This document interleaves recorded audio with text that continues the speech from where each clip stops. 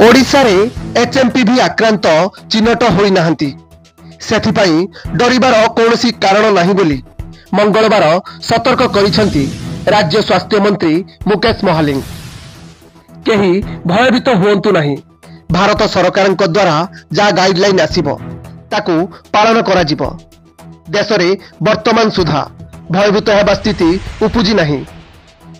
मात्र 3 रु 4 राज्य रे भूताणु आक्रांत चिन्हट होइछंती। स्थिति मुकाबिला पई राज्य सरकार सबु मेडिकल सह कथा होइतिबा कहिले मंत्री। कौनसी स्थिति विपदजनक स्थिति उपजिले केंद्र और राज्य सरकार उभय मिलित भावे कार्य करिवे।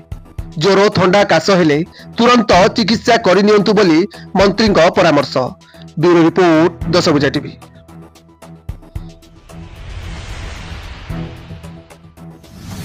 एमिति नुआ नुआ न्यूज अपडेट पाई आम चैनल को सब्सक्राइब करंतु। हाँ, लाइक शेयर करिया पाई जमा भूलिबेनी। नमस्कार।